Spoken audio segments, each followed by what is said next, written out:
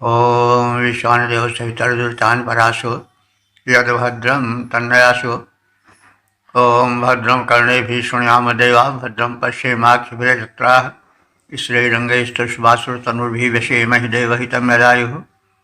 ॐ वेद प्रेमिणों सुधी श्रोताओं संप्रति हम सब ऋग्वेद के अष्टम मंडल के 7वें सूक्त की व्याख्या में प्रवेश करने जा रहे हैं। इस सूक्त में 36 मंत्रों का संकलन है। सभी मंत्र गायत्री छंद में निबद्ध हैं। मंत्र दृष्टा कांड और देवता मरुदगण। अब इस सूक्त के पहले मंत्र के विषय में जान लें। मंत्र दृष्टा कांड, देवता मरुदगण, छंद गायत्री। शीर्षक है मरुदगण की महिमा। अब संबंधित मंत्र का सर्वप्रथम सत्सर पाठ हो जाए। प्रयद्वस्त्रष्ट भविषं मरुदो विप्रो अक्षरद विपरमदेषु राजधा। प्रथम मंत्र में यह कथित है कि जब यज्ञारंभ होता है और उनको समर्पित की जाती हैं आहुतियाँ, तो उस समय मरुदगण पृथ्वी पर न होकर पहाड़ों पर रहते हैं। तो पहाड़ों पर रहने का मतलब यह हुआ कि वे उस समय अन्यत्र रहते हैं, पहाड़ों पर रहते हैं, क्योंकि पृथ्वी पर उनका रूप नहीं दिखाई पड़ता है। तो मरुदगण है कौन? आंधी या तूफान या प्रबल प्रभंजन को हम मरुदगण कह सकते हैं। ये संख्या में 49 हैं और जितने वायु के भेद हैं सब इनके अंतर्गत आ जाते हैं। ये 7 गणों में विभक्त हैं। तो मरुदगण विशेष करके आंधी, तूफान, प्रभंजन और मानसूनी पवन के रूप में देखे गए हैं। मरुदगण जो हैं वायु के प्रबल रूप हैं।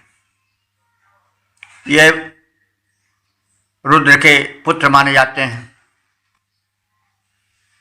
क्योंकि ये भी बड़े प्रबल होते हैं, प्रचंड होते हैं।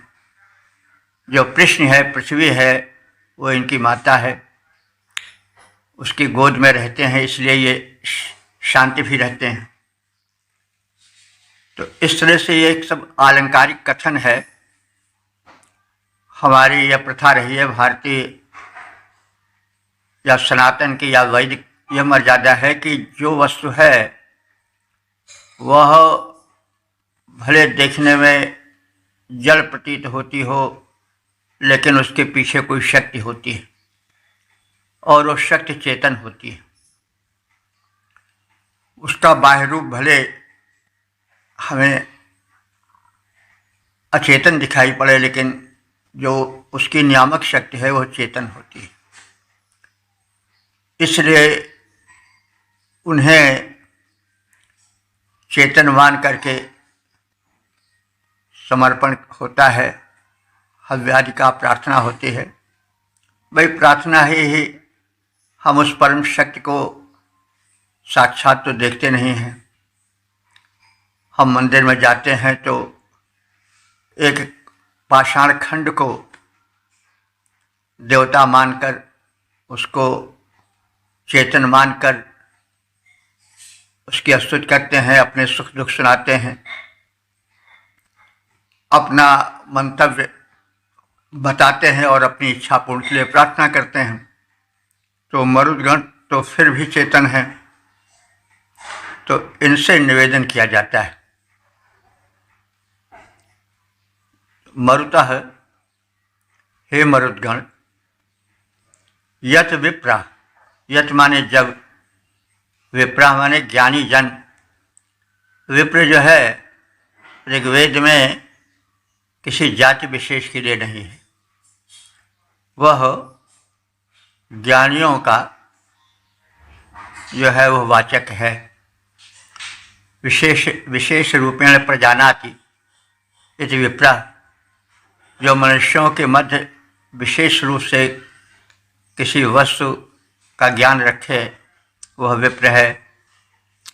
तो जो वेद का ज्ञान नहीं रखते हैं वे कभी कभी हठवश या ज्ञानतावश कह देते हैं कि विप्र जो हैं वो बड़े अत्याचारी हैं, जुल्मी हैं, या क्या क्या जो चाहते हैं वो कह डालते हैं, लेकिन वो अज्ञानता या हठ है। तो विप्र का अर्थ ज्ञानी होता है। तो जब ज्ञानी जन यज्ञों में तुम्हें त्रिष्टुप एक प्रकार का छंद है, तो त्रिष्टुप है, अनुष्टुप है, गायत्री है, ये सब छंद हैं।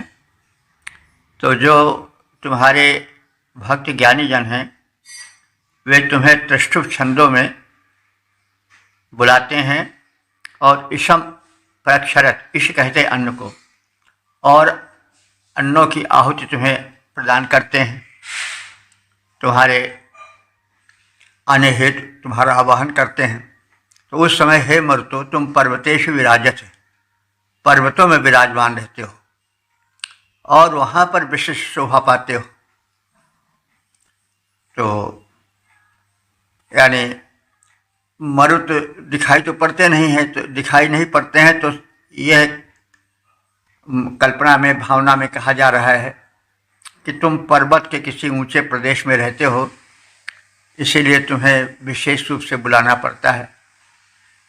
त्रिष्टुप छंद जो कि उच्च स्वर में गाए जाते हैं उससे तुम बुलाए जाते हो और पर्वत से आते हो, लेकिन प्रारंभ में तुम पर्वत पर विराजमान रहते हो। हे मरुदगण, जब ज्ञानी याजक गण यज्ञ के तीनों सवनों में, यानी आप सवन को जानते होंगे, सोम रस निचोड़ा जाता है 3 बार और उस निचोड़ने की प्रक्रिया को सवन कहते हैं। तो यज्ञ में 3 सवन होते थे, यानी यज्ञ जो है प्रातः काल होती थी, उसमें सवन होता था, प्रातः सवन, सोम रस निचोड़ा जाता था, फिर मध्याह्न सवन होता था, दोपहर के समय देवों को तृप्त करने के लिए जो है वो निचोड़ा जाता था सोम रस, उसी को सवन कहते हैं, और सायंकाल भी वैसे ही होता था। तो उस समय जब तुम पर्वतारूढ़ होते हो तो तुम्हें बुलाने के लिए यज्ञ के तीनों सवनों में स्तुतिपूर्वक तुम्हें हविष्यान्न प्रदान किया जाता था और भक्त तुम्हारा आवाहन करते थे। हे मरुदगणों, जब याजक त्रिष्टुप छंदों से कर सामगान तीनों सवनों में स्तुति कर अर्पित करते हैं हविष्यान्न, उस समय वीर वर देव प्रवर हे मरुदगणों बल के निधान आनंद पूर्वक होते हो गिरिशृंगों पर शोभायमान। ओम 872 देवता मरुदगण, शीर्षक अन्नोत्पादक मरुदगण। अब संबंधित मंत्र का सर्वप्रथम सस्वर पाठ हो जाए। यदङ्गदभिषेद भोजामं शुभ्रा अजध्वम् निपर्वता अहासदा। इस दूसरे मंत्र में मरुतों के आने का कथन है। तो पहले मंत्र में यह कहा गया था कि जब त्रिष्टुप छंद द्वारा राक्षस मरुतों को आहुति द्वारा बुलाया जाता था तो वे पर्वत पर रहते थे। अब जब उनका आवाहन होता है तो पर्वत से चल पड़ते हैं, यह कथन है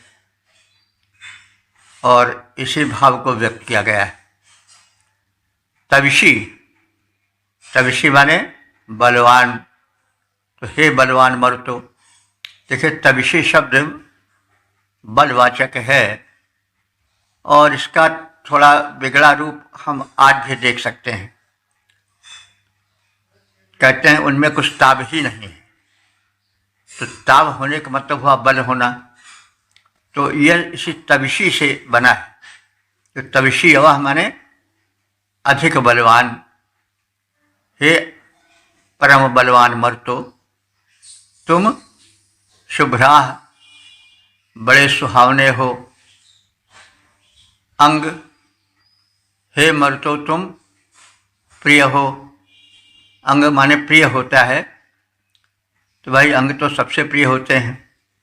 आज भी हम देखें तो कहा जाता तुम हमारे कलेजे हो, तुम हमारे हृदय हो, तो हमारे दाएं हाथ हो, तो वो अंग का मतलब हुआ कि प्रिय, बहुत ही निकट के हो। तो हे मरुतों तुम अंग हो, प्रिय हो और बड़े निकट हमारे हो। यत जब यामम गमनार्थ तुम अपने रथ पर आरूढ़ होते हो तो क्या होता है, पर्वताः निहासत, तो पर्वत भी डगमगाने लगते हैं। तो जब भूपर यज्ञस्थल पर आते हैं तो वे शक्तिशाली हैं, बलवान तो है ही हैं, वेगवान हैं, तो जब चलते हैं तो पर्वत भी डगमगाने लगते हैं। हे बलशाली, प्रिय और शोभन मर्तों, जब तुम गमनार्थ रथ पर सुसज्जित होते हो और उस सुसज्जित रथ पर चलने लगते हो तब पर्वत भी चलायमान हो जाते हैं और प्रकंपित होने लग जाते हैं। बलशाली प्रिय शोभन मर्तों, गमनार्थ विचार बनाते हो, जब परम सुसज्जित रथ ऊपर चढ़कर चलने लग जाते हो तब अटल अचल पर्वत भी चल होकर कंपने लग जाते हैं। यों तुम सबके बल विक्रम की वे विशालता दिखलाते हैं। ओम 8-7-3 देवता मरुद्गण शीर्षक भयोत्पादक मरुद्गण। अब संबंधित मंत्र का सर्वप्रथम सस्वर पाठ हो जाए। उदीरजन्तभाजभिर्भाष्टासः पृष्टिमातरः धक्षन्दभिप्युषेमिषम्। इस तीसरे मंत्र में यह कथित है कि मरुदगणों के कारण ही वृष्टि होती है और वृष्टि ही से अन्नादि उत्पन्न होते हैं, तो तुम वृष्टि के मुख्य घटक हो। वाश्रासा, वाश्रासा माने गर्जनशील मरुतों। कृष्ण मात्रा, भूमि तुम्हारी माता है। कृष्ण माने भूमि, तो भूमि तुम्हारी माता है। यह क्यों? क्योंकि जब भूमि तप्त हो जाती है तो उस पर छाया आकाश भी, वायुमंडल भी तप्त हो जाता है। तो जब ताप अधिक हो जाता है तो वह अत्यधिक तप्त वायुमंडल ऊपर उठता है। स्वाभाविक है कि जो चीज़ तप्त हो जाती है, अधिक अग्नि से युक्त हो जाती, ताप से युक्त हो जाती है, तब उसका ऊर्ध्वारोहण होता है, ऊपर उठती है। तो उसको पूरा करने के लिए अगल बगल से हवा जब चलने लगती है तो ही तूफान बन जाती है। तो इसीलिए मरुतों को पृथ्वी मात्रा कहा जाता है, पृथ्वी जिसकी माता। पृथ्वी माता इसलिए है कि जब भूमंडल तप्त हो जाता है तो उस पर छाया जो आकाश है और उसमें जो वायु है वो ऊपर उठती है। जब ऊपर उठती है तो अगल बगल का वायुमंडल उसको भरने के लिए चलता है, तो वही आंधी बन जाती है। तो जितना अधिक यह कृत्य होता है तप्त होने का और ऊपर उठने का, उतने ही अधिक तूफान तेज होता है। तो इसीलिए भूमि को इन मरुदगणों की माता कहा गया है, आंधी तूफान का। तो वायु भी, तो जो तुम्हारा वायुमंडल है उसकी सहायता से उदयंत, तुम उठ करके मेघों को इधर उधर चलाते हो। मेघ जो इधर उधर गति करते हैं, आते जाते हैं, वो पवन के कारण ही ना, वायुमंडल के कारण ही। पिपिशी इशम धुक्षंत, पिपिशी माने पुष्ट, इश माने अन्न और धुक्षंत माने सृजन करना। तो तुम अब मेघों को इधर उधर चलाकर वृष्टि का वातावरण बनाते हो और पुष्ट अन्न सृजन करने में लग जाते हो। गर्जन करने वाले, भूमि को माता मानने वाले, वायु झकोरों से आनंदित, वायु झकोरों से आंदोलित, मेघों को इधर उधर चलाकर वृष्टि कराने वाले मरुदगण यथेष्ट पोषक अन्न उत्पादन करने वाले हैं। तो इन्हीं मरुद्गणों के कारण वृष्टि होती है और वृष्टि से ही अन्नोत्पादन होता है। यह तथ्य बताया गया है। ये मरुत भूमि को माँ माने, ये मरुत भूमि को माँ माने, गर्जना सुनाते आते हैं, आंदोलित करते मेघों को, वे उससे वृष्टि कराते हैं। वर्षा के द्वारा इस प्रकार पोषक सदन उपजाते हैं, तब प्राणी मात्र जिसके द्वारा पोषण यथेष्ट यों पाते हैं।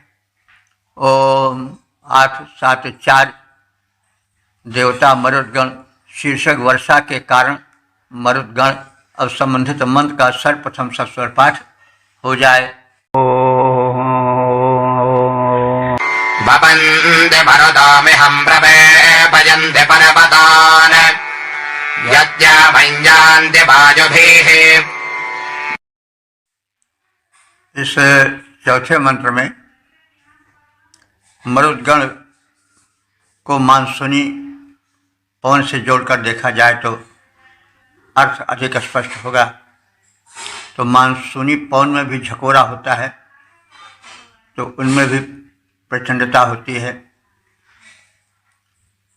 मरुतः हे मरुद्गण, यत वायु भी, जब तुम हवाओं के साथ यानम यंत्र, यामम यंत्र माने दौड़ लगाते हो। मिहम वपंत, मिह कहते हैं जल को, वपंत माने बोते हो, तो जल को बोते हो यानी वर्षा करने लग जाते हो।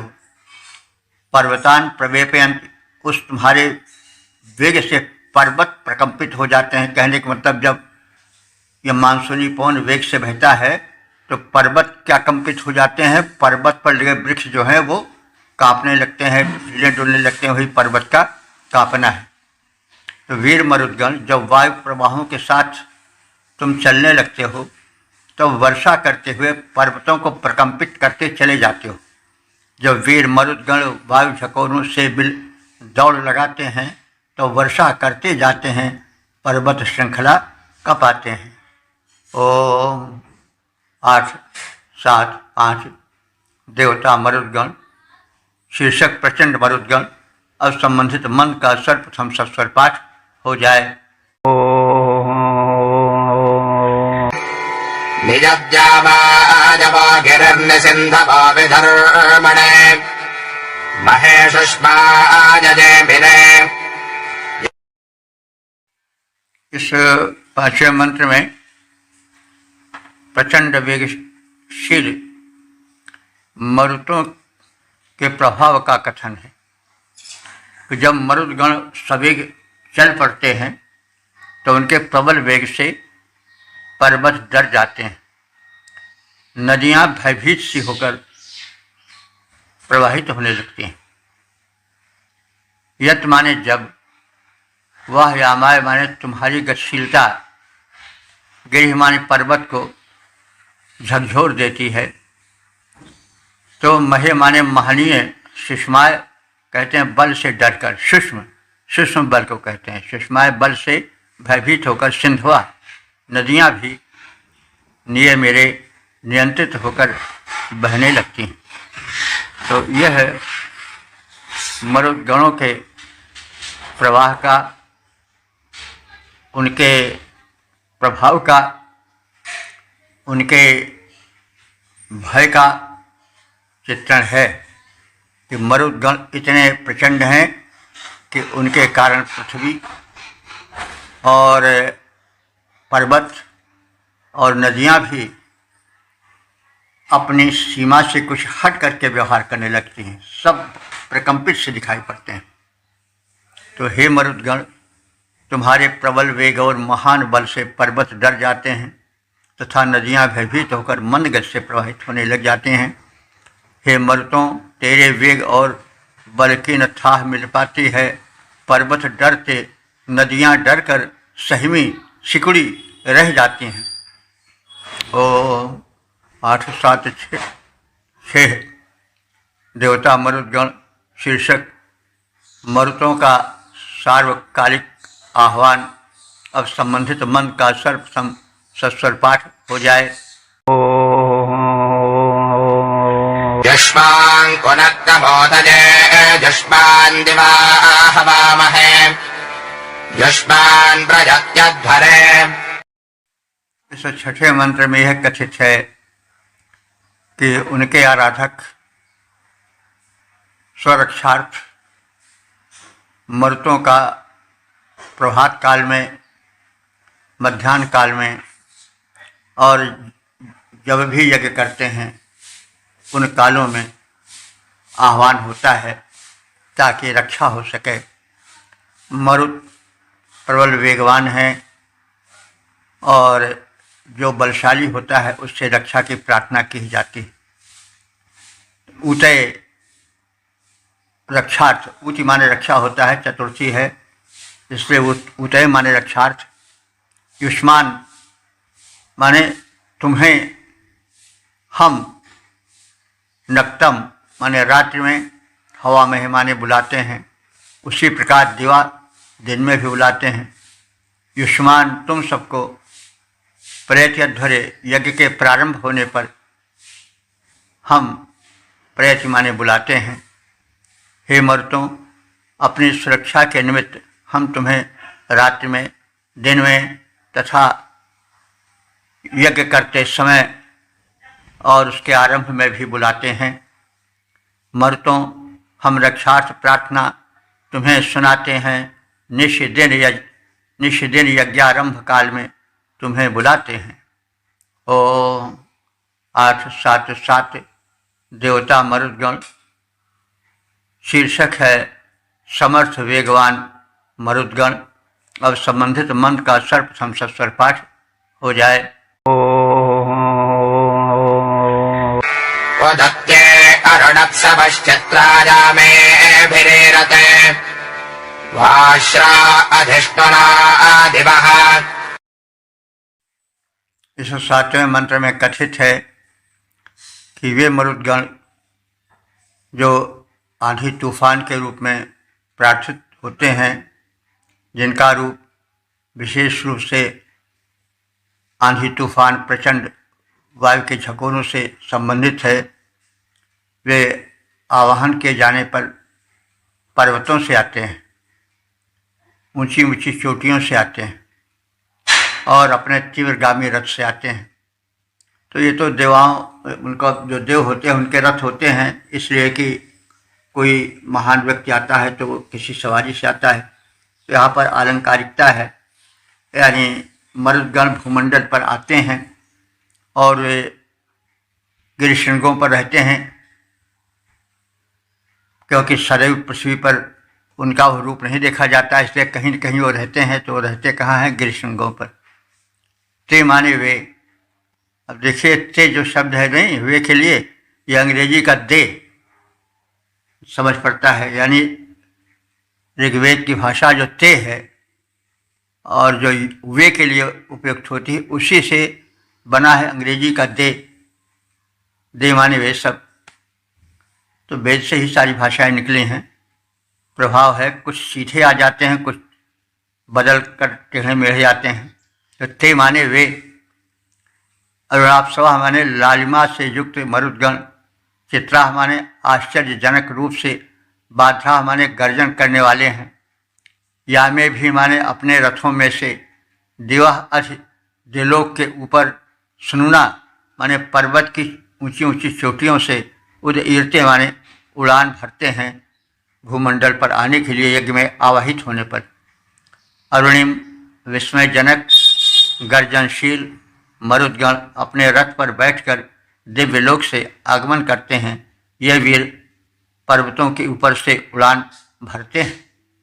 विस्मयजनक अरुण गर्जन रथ मरुत रथों से आते हैं। गिरिशृंगों पर से भी ये भरते उड़ान छवि पाते हैं। ओम 878 देवता मरुद्गण। शीर्षक शक्ति संपन्न मरुद्गण। अब संबंधित मंत्र का सर्वप्रथम सस्वर पाठ हो जाए।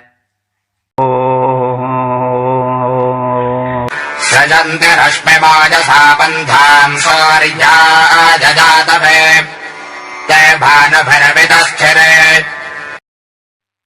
इस 8वें मंत्र में यह कथित है कि मरुदगण पृथ्वी पर न रह करके उच्च गिरिशृंगों पर रहते हैं, क्योंकि हमेशा तो उनका प्रभाव जान नहीं पड़ता, इसलिए वो कहीं तो रहते होंगे ज़रूर। तो जो ऋषि है वो अपने कल्पना में कह रहा है कि गिरिशृंगों पर ऊंचे रहते हैं, तो जो ऊंचे से आता हो वेगवान होता ही। तो जब ये मरुदगण ऊंचे पर्वत से पृथ्वी की ओर चलते हैं तो क्या प्रभाव होता है, इसका कथन है। तो सूर्याय यातवे, जब ये गिरिवासी मरुद पृथ्वी की ओर आते हैं तो क्या प्रभाव पड़ता है कि सूर्याय यातवे, सूर्य के जाने के लिए रश्मि पंथा ये किरण रूपी मार्ग को बनाते हैं। यानी प्रायः मेघमंडल छाया रहता है और उसमें किरणें और सूर्य दोनों छिपे रहते हैं। तो जब ये आते हैं तो बादलों को उड़ा देते हैं और किरण और सूर्य दोनों प्रकट हो जाते हैं। तो किरणों का मार्ग बन जाता है और उस पर सूर्य चलने लग जाते हैं। तो रश्मि पंथा माने वे किरण रूपी मार्ग को बना देते हैं।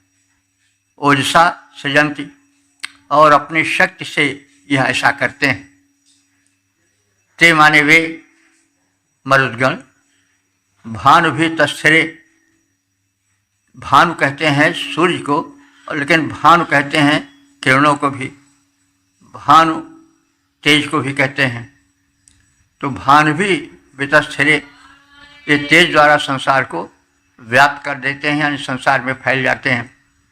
ये मरुदगण सूर्य के अग्रगमन के लिए किरण रूपी मार्ग को अपनी शक्ति से बना देते हैं तथा तेजस्वी किरणों को सर्वत्र फैला देते हैं।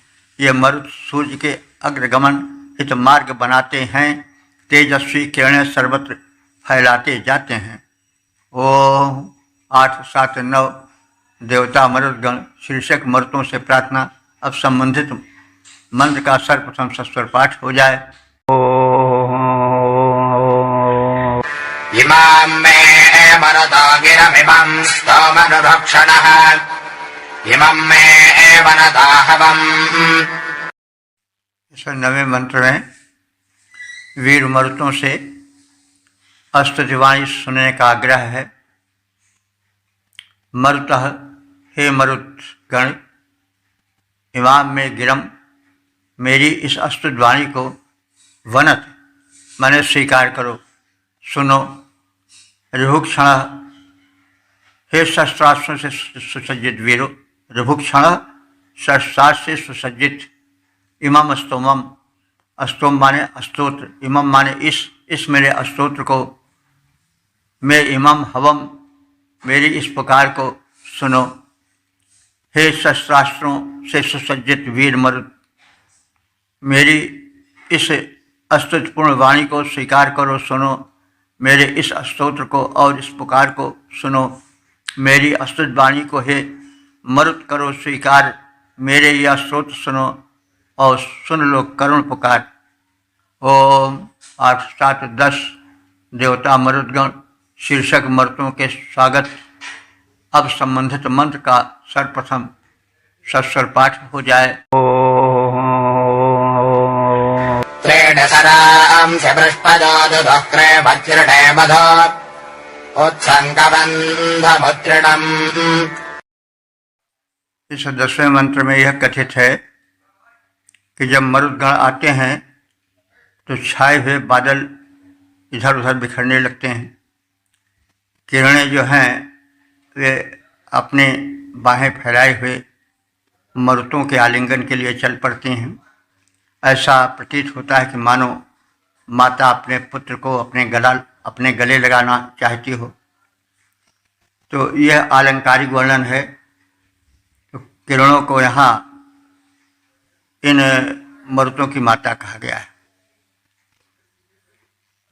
तो प्रश्न मरुतों की माता ने यानी वर्षणशील किरणों ने, क्योंकि किरणों के कारण ही वर्षा होती है, वे धरती के जल को सोखती हैं, बाष्प बना करके उड़ाती हैं, आकाश में बादल बनते हैं। इसलिए वर्षा की माता भी इन्हें कहा गया है, वर्णन अलंकारिक है। तो पृष्णया मरुतों की माताओं ने यानी वर्षणशील किरणों ने वज्रधर इंद्र के लिए 3 सरांश 3 सरोवर भर दिए हैं। तो 3 सरोवर यहाँ कौन है? मतलब पृथ्वी, अंतरिक्ष और आकाश, ये 3 बड़े पात्र हैं। इन तीनों बड़े पात्रों में उन्होंने अपने भीतर से निकाल करके दुग्ध की तरह पुष्य जल को भर दिया। यानी पृथ्वी, अंतरिक्ष और दिलोक ये सब सूर्य की किरणों से भर गए। तो पृष्णियों अर्थात मरुदगणों की माता ने अर्थात वर्षणशील किरणों ने इंद्रदेव के निमित्त तीनों सवनों में पीने योग्य मधुर दुग्ध तथा जल मिश्रित सोमरस को भर दिया। ये 3 पात्र कौन है? पृथ्वी, अंतरिक्ष और आकाश। और इस प्रकार से इन मरुदगणों के लिए और इंद्र के लिए मधु भरे पात्र सरस सोमरस को भर दिया। मरुतों की माता किरणों ने 3 पात्र भर डाले। अवनी, अंबर, अंतरिक्ष ये तीनों पात्र निराले तीनों सवनों में सुपे मधु दुग्ध सोम तैयार, ताकि पी सकें उसे पेट भर वज्री इंद्र उदार।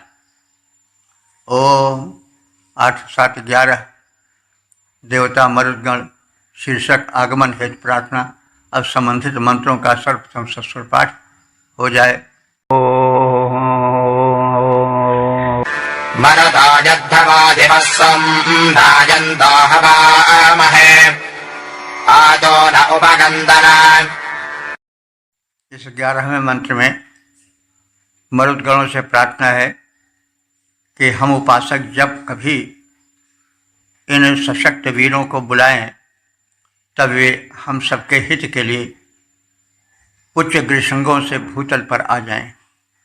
मरुतः, हे वीर मरुदगण, यत माने जब हम, सुमनायंता माने सुख की लालसा से भरकर, वह माने तुम्हें, दिवा हवा में है, दिलोक से इस भूलोक पर बुलाएं, आत तब तुम तुरंत ही आ जाओ, न उपगंतन हमारे समीप आ जाओ, यज्ञ भूमि पर आ जाओ। हे वीर मरुतों, सुख की लालसा वाले हम उपासक जब तुम्हारा आवाहन करें तब तुम सब दिव्य लोक से अवतरित होकर शीघ्र ही हमारे समीप यज्ञ स्थल पर आ जाओ। जब हम सुखकांक्षी याजक मरुतों तुम्हें बुलाएं, हो अवतरित दिलोक से तुरंत मेरे पास सिधाएं। ओम 8, 7, 12 देवता मरुदगण शीर्षक मरुतों पर सोम का प्रभाव। अब संबंधित मंत्र का सर्वप्रथम सस्वर पाठ हो जाए। योजं हृष्ठा सुदानवो रुद्रारुभक्षणोदमे उत प्रचेद सामदे। इस 12वें मंत्र में यह कथित है, जब वीर मरुदगण सोमपान कर लेते हैं, यज्ञ गृह में आ जाते हैं, तो उनकी शक्ति कई गुना बढ़ जाती है। सोमपान वगैरह आप सब समझते ही हैं, ये मधुर पेय है। सबसे श्रेष्ठ जो है वो चढ़ावा है, सर्वश्रेष्ठ प्रिय देवों का पान है और आवाहित देव इसे पीकर बहुत प्रसन्न होते हैं, उनमें द्विगुणित शक्ति और उत्साह भर जाता है। तो इसी सोमपान का कथन है कि सुदानवा, हे श्रेष्ठ दानी मरुतों, दानव कहते हैं जो दाने दे, उसे दानव कहते हैं। दानव का अर्थ जो प्रचलित है वो तो राक्षस के अर्थ में आता है, दैत्य के अर्थ में, लेकिन वेदों में जो दान देव दानव है, तो शब्दों का हेर फेर होता रहता है। तो वो दानव जो है धनु के पुत्र होने के कारण बनता है। और यहाँ दानशील होने के कारण दानव बना है। हे सुदानवा, हे श्रेष्ठ दानी मरुतों, रुद्रा, तुम रुद्र के पुत्र हो और भयंकर हो, शत्रुओं को रुलाने वाले हो। रुद्र शब्द का अर्थ होता है रोदयति दुष्टान इति रुद्र। तो शंकर जी भी रुद्र हैं, दुष्टों को रुला देते हैं, और ये भी रुद्र हैं, अपने प्रचंड वेग से, अपने प्रचंड महिमा से, शक्ति दुष्टों को रुलाते हैं। तो रुद्रपुत्र भी हैं और शत्रुओं को रुलाने वाले भी हैं। तो हे सुदानवा, हे श्रेष्ठ दानी मरुदगणों, तुम रुद्र हो अर्थात शत्रुओं को रुला देने वाले हो, अथवा रुद्र के पुत्र हो। ऋभुक्षा, तुम शस्त्रास्त्रधारी हो। यूयम उत ही, तुम सचमुच में दमे, दमे कहते हैं घर में, यज्ञशाला में। दम घर को कहा जाता है ऋग्वेद की भाषा में, और दमे माने घर में। तो घर में क्या मतलब? यज्ञशाला में, यज्ञ गृह में। जब तुम यज्ञ गृह में आ जाते हो और सोमपान करते हो तो मदे अत्यंत आनंद में भर उठते हो। प्रत्येत्साह, तुम्हारी बुद्धि अधिक चेतना से भर जाती है। हे श्रेष्ठ दानी, शत्रुओं को रुलाने वाले रुद्रपुत्र, शस्त्रास्त्रधारी वीर मरुदगणों, जब तुम यज्ञशाला में हर्षप्रद सोमरस पान करते हो तब वास्तव में तुम्हारी मेधा विशिष्ट चेतना से परिपूर्ण हो जाती है, जो हमारे लिए कल्याणप्रद सिद्ध होती है। हे वीर मर्द, तुम दानी हो, अरियों को रुलाने वाले हो, धारण करके शस्त्रास्त्रों को निज तेज बढ़ाने वाले हो। जब सुखद सोम पीते आकर के यज्ञ भूमि पर हे सुजान मेधा विशिष्ट जग जाती है, चेतनापूर्ण होती महान। ओ 8, 7, 13 देवता मरुदगण शीर्षक यथेष्ट धन की कामना। अब संबंधित मन का सर्वप्रथम सस्वर पाठ हो जाए। आनो भजम्बच्युतम् परोक्षम् विश्वधाजसम् यर्तामरुतो दिवः। इस 13वें मंत्र में शक्तिशाली वीर मर्दों से प्रार्थना की गई है कि वे हम सब आराधकों के लिए द्विलोक से ऐसी समृद्धि लावें कि जिसको देखकर शत्रुओं का मान चूर हो जाए, और जो उनके उपासक हैं उनको विशिष्ट पोषण मिले और वे सुखपूर्वक जीवन व्यतीत कर सकें। मरुतः, हे वीर मरुतों, न माने हम सब उपासकों के लिए ऐसी समृद्धि लाओ कि मदच्युतम, वो शत्रुओं के मद को मिटा दे, चूरमूर कर दे। पुरक्षुम, जो इतनी अधिक हो कि पूर्व माने व्यापक, क्षुम माने पर्याप्त, कि सबके लिए पर्याप्त हो। जो तुम्हारे उपासक हैं वो उस समृद्धि से भरपूर समृद्ध हो जाए। विश्वधायसम, और वो तुम्हारी लाई गई संपदा ऐसी हो जो कि सबके पोषण की क्षमता रखती हो। विश्व माने सबके, धायसम माने भरण पोषण वाली हो। रईम, ऐसे धन को, ऐसी समृद्धि को। दिवा आयतम, हे मर्दगणों, तुम दिवा हमने द्विलोक से, आयतम माने यहाँ इस भूलोक पर लाओ। हे मर्दों, तुम सब दिव्य लोक से हमारे लिए ऐसी समृद्धि लाओ जो शत्रुओं का गर्व भंजन करने वाली हो और इतनी मात्रा में हो कि सबका भरण पोषण उससे हो सके तथा हम सब सुखपूर्वक जीवन व्यतीत कर सकें। जिस धन के द्वारा दुष्ट शत्रुओं का मद भंजन हो जाए, संबंधित सारे लोगों का विधिपूर्वक पोषण हो पाए। हे मर्दों, ऐसा धन दुलोक से प्रचुर मात्रा में लाओ, सुख से हम सब रह सकें। दान की दृष्टि डालते यों जाओ। ओम 8, 7, 14 देवता मरुदगण शीर्षक सोमपान का कथन। अब संबंधित मंत्र का सर्वप्रथम सस्वर पाठ हो जाए।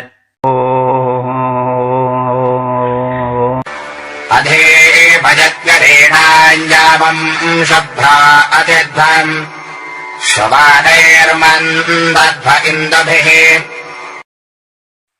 इस 14वें मंत्र में यह कथित है कि सोमपान हेतु जब उच्च प्रदेश से अपने रथ पर आरूढ़ होकर यज्ञ भूमि पर आते हैं तो मरुदगण जो सोमपान करते हैं उससे वे अधिक प्रसन्न होते हैं और उनमें अधिक उत्साह भर जाता है।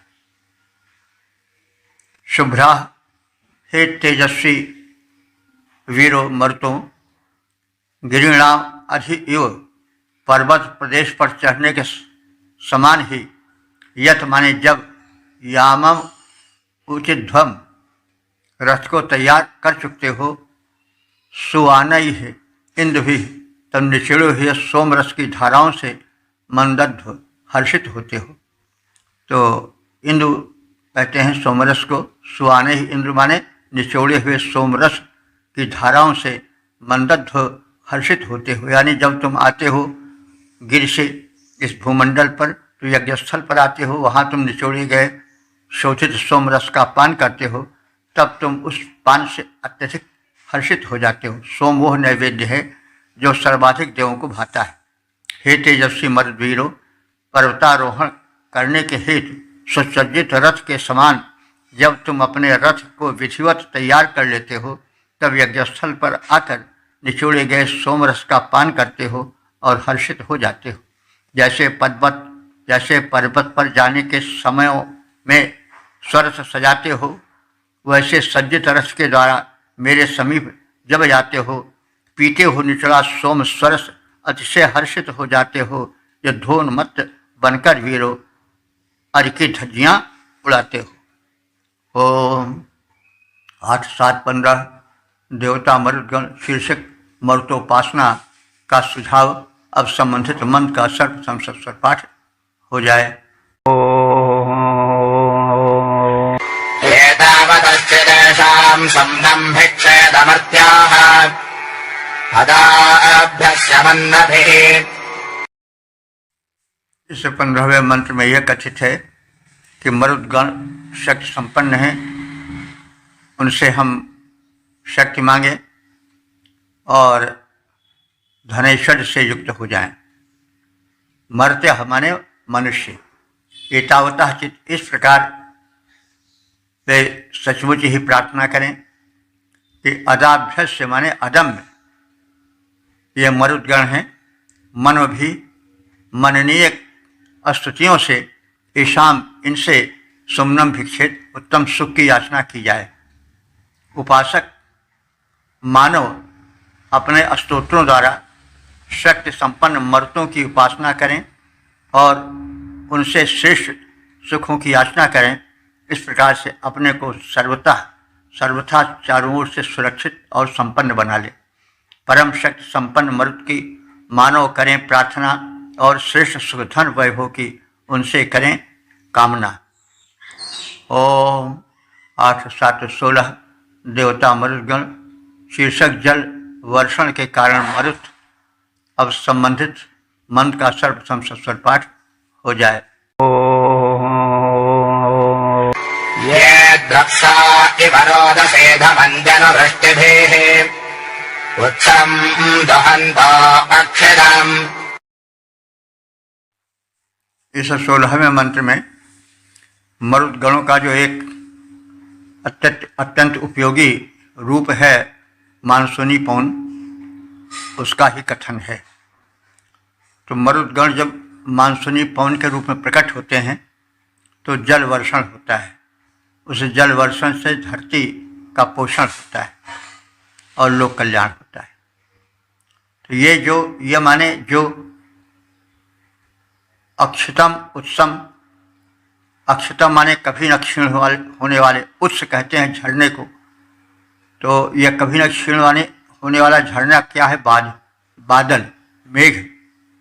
तो कभी न घटने वाले, क्षीण होने वाले झरने अर्थात मेघों को ध्वंता माने दुहते हैं। ये मरुदगण जो है मानसूनी पवन के रूप में कभी न घटने वाले झरने के समान जल वृष्टि करने वाले, जल देने वाले मेघों को दुहते हैं। वृष्टि भी और वर्षा द्वारा द्रप्सायु वर्षा बिंदुओं के समान रोदसी अनुधमंत। अवनी अंबर को रोदसी कहते हैं, अवनी और अंबर को धुमंत माने आच्छादित कर देते हैं। तो ये मरुदगण मानसूनी पवन के रूप में मेघों से भरे जल को दुहते हैं और उससे धरती अंबर को तृप्त करते हैं। ये मरुदगण कभी न समाप्त होने वाले जल स्रोत मेघों का दोहन करते हैं और अवनी अंबर को वर्षा द्वारा जल बिंदुओं से आच्छादित कर देते हैं। अक्षय बारिश स्रोत मेघों का दोहन करते मरुत महान, अक्षय बारिश स्रोत मेघों का दोहन करते मरुत महान, धरा गगन को भर देते कर वर्षा वारिद बिंदु प्रदान। ओम 8 7 17 देवता मरुदगण। शीर्षक है ऊर्ध्वारोही मरुदगण। अब संबंधित मंत्र का सर्वप्रथम सस्वर पाठ हो जाए। उदस्वानेभिरेरत उद्रथैरुदवाजुभिः उत्स्तभैः पृष्टिमादरः। इस 17वें मंत्र में यह कथित है कि ये मरुदगण ऊर्ध्वारोहण कब करते हैं। ये स्तोत्रों द्वारा, स्तुतियों द्वारा ऊर्ध्वारोहण करते हैं और अपने वेगवान रथों द्वारा ऊर्ध्वारोहण करते हैं। वायु भी इनका एक यान है, उससे ये आते हैं और स्तोत्र भी इन्हें बुलाते हैं। और ये इसके 3-4 कारण हैं जो मरुतों को यज्ञ भूमि की ओर ले चलते हैं। कृष्ण मात्रा, ये जो मरुदगण हैं इनकी माता कौन है? कृष्ण। कृष्ण भूमि को कहा जाता है। तो ये जो मरुदगण हैं वे पुत्र हैं भूमि के। जैसे हमने पहले ही बताया था कि पृथ्वी जब तप्त हो जाती है तो उस ताप के कारण वहाँ का वायुमंडल जो है वो संतप्त हो जाता है। तो वो संतप्त जो वायुमंडल है वहाँ का, वहाँ की वायु जो है ऊपर चढ़ती है। तो फिर अगल बगल वाली वायु से पूरित करने को दौड़ती है। तो वही एक वेग बन जाता है आंधी तूफान के रूप में, पवन के रूप में। तो ऐसी स्थिति में भूमि उनकी माता हुई, क्योंकि भूमि के प्रक्रिया के कारण सामान्य पवन जो है वह झंझावात में परिणत होता है। तो यह जो कृष्ण है, पृथ्वी है, यह इन मरुदगणों की माता है। स्वने भी माने ये अपने शब्दों द्वारा उत ईरते ऊर्ध्वारोहण करते हैं। रथई माने रथों द्वारा भी ऊर्ध्वारोहण करते हैं। यानी जब प्रार्थना होती है तो उस प्रार्थना को सुन करके ये आगे बढ़ते हैं और इनके रथ हैं दिव्य, उनसे भी आगे बढ़ते हैं। वायु द्वारा भी ये ऊर्ध्वारोहण करते हैं। स्तोमय माने भक्तों के स्तोमों द्वारा, स्तोत्रों द्वारा भी ये ऊर्ध्वारोहण करते हैं। यानी मरुदगण जो हैं उनके ऊर्ध्व होने के, सक्रिय होने के ये 3-4 कारण हैं। ये स्तुति मंत्रों से, रथों से, वायु द्वारा आदि इन सब के द्वारा भी ऊर्ध्वारोहण करते हैं। नहीं तो एक स्थान पर बैठे रहते हैं चुपचाप पर्वत पर। लेकिन ये कब चलते हैं उनके कारण बताए गए हैं। कृष्ण यानी धरती इनकी माता है और ये अपनी माता को मानते हैं। ऐसे मरुदगण ध्वनि करते हुए अपने रथ द्वारा, वायुयान द्वारा तथा यज्ञों में पठित स्तोत्रों की शक्ति द्वारा ऊर्ध्वारोहण करते हैं। ध्वनियाँ करते हुए मरुदगण वायुयान पर हुए सवार ऊर्ध्वारोहण करते जाते, पा मंत्रों की शक्ति अपार। ओम 8 7 18 देवता मरुदगण। शीर्षक मरुद बल की प्रशंसा। अब संबंधित मंत्र का सर्वप्रथम सस्वर पाठ हो जाए। येनावतरवसंयतं येन कण्डं धनस्प्रदं राजेषु तस्य धीमहि। इस 18वें मंत्र में वीर मर्तों के बल का स्मरण किया गया है और उस बल का स्मरण किया गया है जिसके द्वारा उन्होंने अनेकों का उद्धार किया है। तो हे वीर मर्तों, जिस बल के द्वारा तुमने राजर्ष यदु और तुर्वश की रक्षा की थी। तो यदु, तुर्वश, पुरु आदि ये सब ययाति के पुत्र थे। हमने कभी इसको कहा है कि क्षत्रियों की वंश परंपरा ययाति से चलती है। ययाति के यदु, तुर्वश, पुरु ये जो थे वो संतानें थीं, और किन्हीं कारणों से जो ये राजा थे ययाति, वो असंतुष्ट हो गए थे यदु से, तुर्वश से, तो उन्होंने इनको बेदखल कर दिया था राज्य से।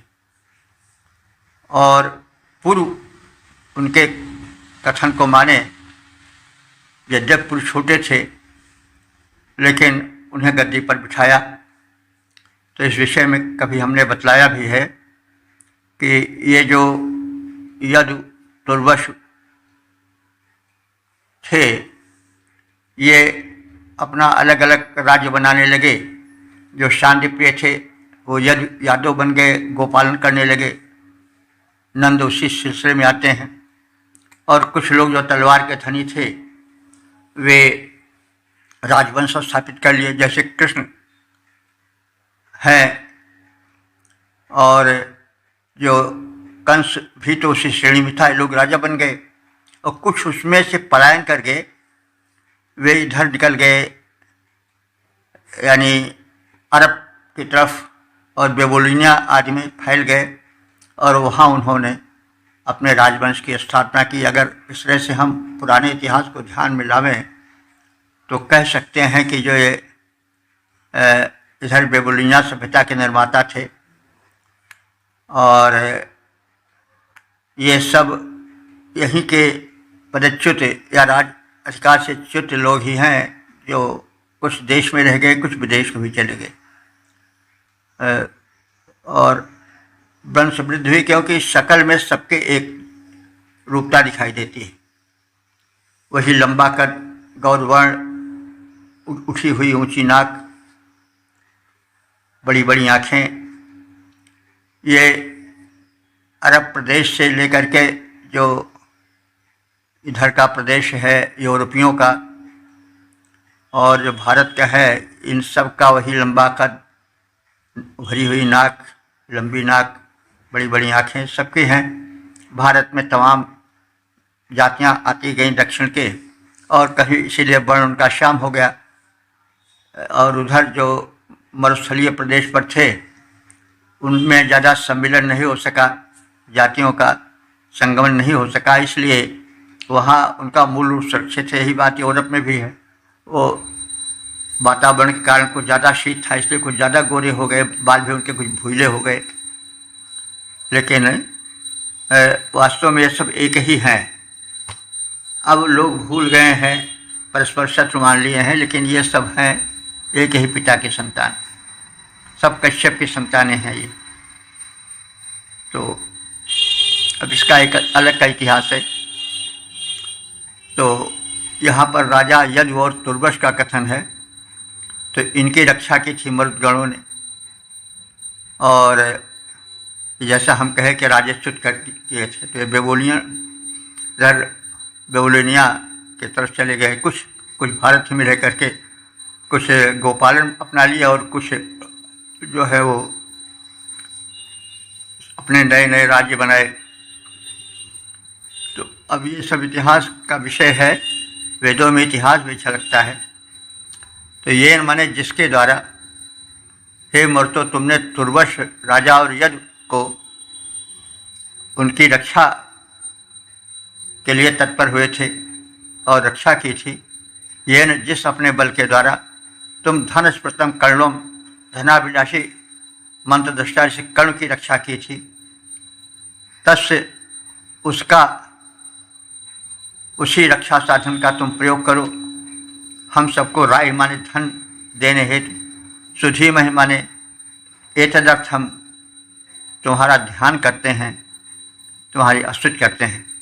हे वीर मर्तों, जिस बल के द्वारा तुमने राजस यदु और तुर्वश की रक्षा की थी, और जिस अपने बल के द्वारा तुमने धनाभिलाषी कर्ण ऋषि को संरक्षण प्रदान किया था, तुम्हारे उसी बल का हम धन प्राप्ति हेतु यहाँ पर ध्यान करते हैं।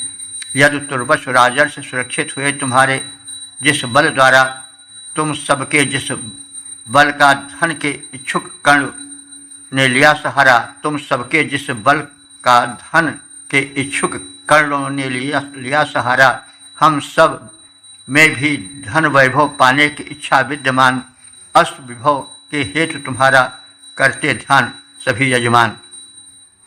ओ